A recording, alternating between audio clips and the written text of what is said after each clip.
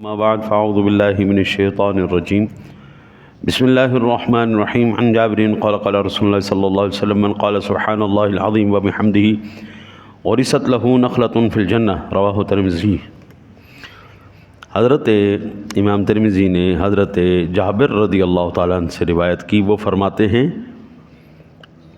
میرے آقا نبی اکرم صلی اللہ علیہ وسلم نے ارشاد فرمایا، جو سبحان اللہ العظیم و بحمدہ پڑھے اس کے لیے جنت میں درخت لگایا جائے گا۔ جنت کی زمین دو قسم کی ہے، جنت کی زمین دو قسم کی ہے۔ ایک قسم وہ ہے جس میں میوے، پھل، پھول اور یہ چیزیں موجود ہیں۔ ایک زمین خالی ہے اور اس کی کاشت کے لیے، آباد کرنے کے لیے میرے مالک نے اعمال کی صورت میں، نیک اعمال کی صورت میں اللہ تعالیٰ وہاں پر مثل درخت نمودار کرے گا۔ اللہ تعالیٰ مثل درخت وہاں پر ہمارے اعمال کو نمودار کرے گا۔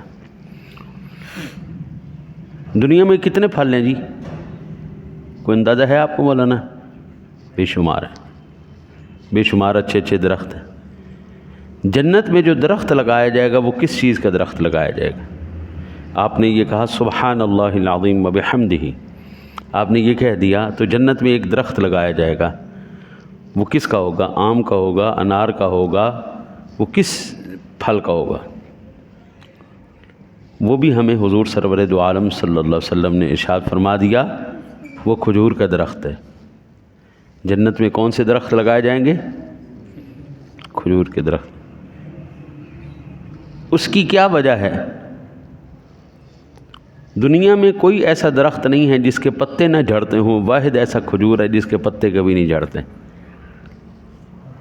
ہر درخت، ہر پھل والا اپنے پتوں کو جھاڑ دیتا ہے، کھجور کا درخت اپنے پتوں کو نہیں جھاڑتا۔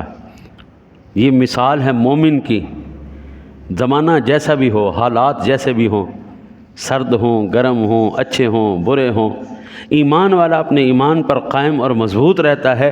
ایمان والے کو اس کے ایمان سے کوئی نہیں ڈگمگا سکتا۔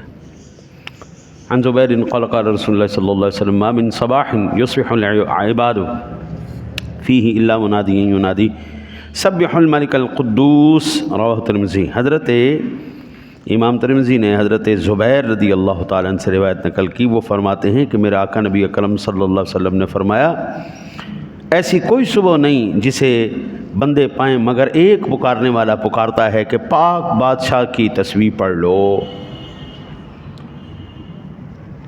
صبح طلوع ہوتا ہے نا جی، سورج طلوع ہوتے ہی ایک فرشتہ منادی کرتا ہے، فرشتہ منادی کرتا ہے، اے دنیا والو، کائنات کی ہر شے اللہ کی تسبیح کرتی ہے، تم کیوں نہیں تسبیح کرتے؟ تم بھی تسبیح کر لو۔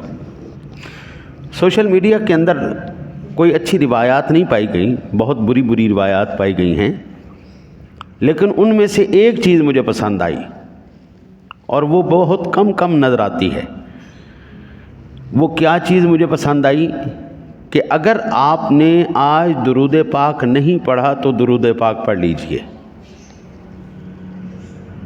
یہ مجھے اچھی بات لگی۔ اگر آج آپ نے درود پاک نہیں پڑھا تو درود پاک پڑھ لیجئے۔ اب یہ اتنی خوبصورت بات ہے، جو عمل کرتا جائے گا سب سے پہلے جو بتائے گا اس کو وہ اللہ تعالیٰ اجر و ثواب عطا فرماتا رہے گا۔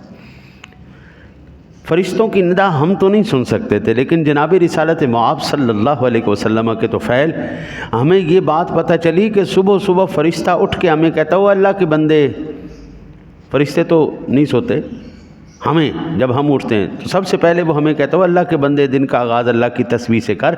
کائنات کی ہر شے اللہ کی تسبیح کر رہی ہے، پرندے کر رہے ہیں، چرند کر رہے ہیں، جانور کر رہے ہیں، پھول درخت کر رہے ہیں، تو اشرف المخلوقات ہے، تو کیوں نہیں کرتا؟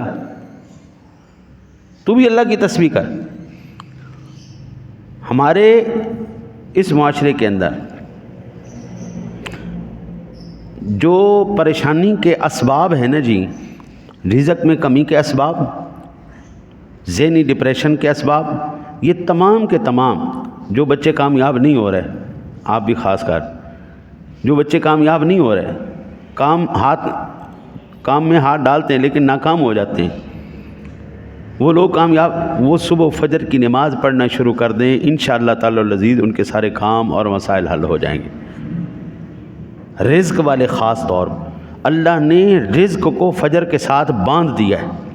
اور پھر تسبیح آپ کوئی بھی کر سکتے ہیں، جیسے اس حدیث پاک میں ہے میرے آقا نبی اکرم صلی اللہ علیہ وسلم نے فرمایا سبح الملک القدوس، یعنی سبحان الملک القدوس. آپ یہ بھی پڑھ سکتے ہیں سبوح قدوس ربنا ورب الملائکۃ والروح، یہ بھی آپ پڑھ سکتے ہیں سبحان اللہ وبحمدہ سبحان اللہ العظیم، یہ بھی پڑھ سکتے ہیں وبحمدہ استغفر اللہ کا بھی اضافہ کر سکتے ہیں.